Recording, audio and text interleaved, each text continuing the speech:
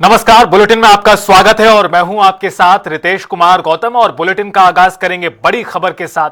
बड़ी और अहम जानकारी आपको बता दें, अभी मुक्तेश्वरानंद को इलाहाबाद हाईकोर्ट से बड़ी राहत मिली है। अभी मुक्तेश्वरानंद की गिरफ्तारी नहीं होगी।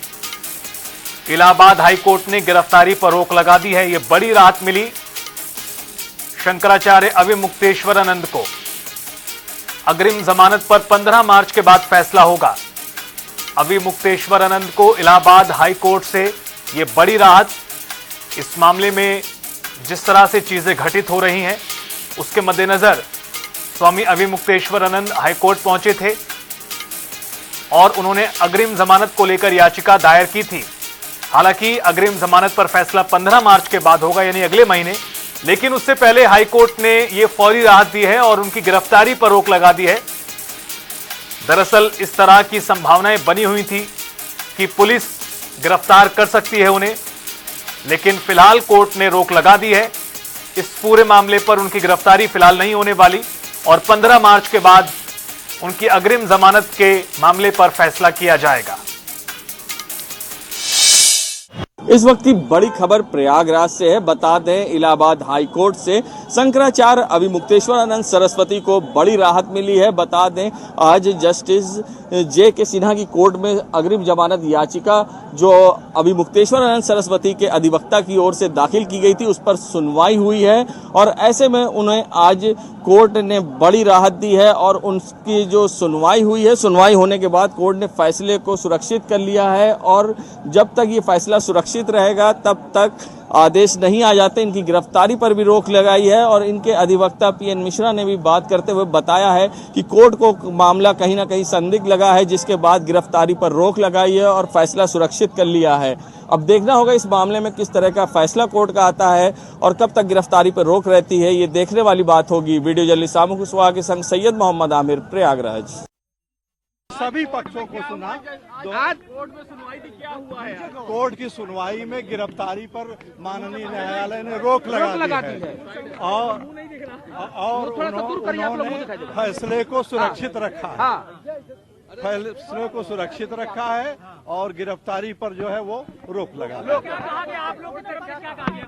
हम लोगों की तरफ से यह कहा गया कि वो न तो हमारे स्कूल में कभी पढ़ता था, वो किसी हरदोई के स्कूल का उन्होंने सर्टिफिकेट प्रस्तुत किया है। उनका ही सर्टिफिकेट उनकी बात को झूठा साबित करता है। वो कहते हैं कि कभी निकल के बाहर जाते नहीं थे और उनकी ही बात झूठी साबित होती है कि उन्होंने खुद ही बयान दिया है कि 14 से 17 जनवरी के बीच में हमारे पास कई बार आए और जब वो हमारे छात्रावास में नरसिंहपुर में था तो संस्थागत छात्र के रूप में वो कैसे हरदोई में पढ़ रहे थे। ये सभी चीजें और बातें झूठी हैं और जो भी आरोप लगाया गया है वो निराधार झूठा है। और उनकी जो है हिस्ट्री सीटर जो हैं आशुतोष ब्रह्मचारी जो हैं उनके द्वारा जो है ये सब लगाया गया आरोप है। इसलिए जो है वो ये विश्वास करने के योग्य नहीं है। जो व्यक्ति जो है वो इनामी है 25,000 के, उन्होंने ये सब आरोप लगाया है। और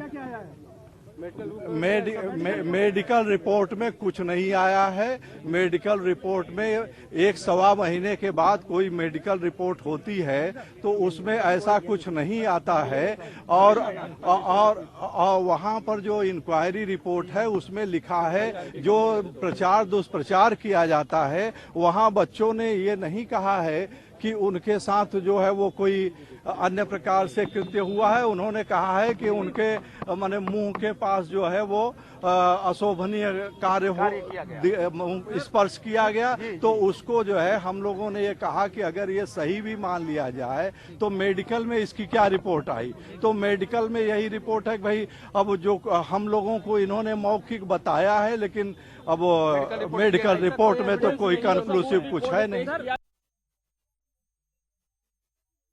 ऐसा है कि वहाँ पर हम लोगों ने जो दलील रखी वो इस बात की दलील थी कि ये मुकदमा झूठा बनाया गया है। निश्चित रूप से न्यायाधीश को ये बात हमारी जो वहाँ पर रखी गई थी इसमें बल दिखाई दिया होगा, तभी तो उन्होंने इस तरह का एक निर्देश प्रदान किया है।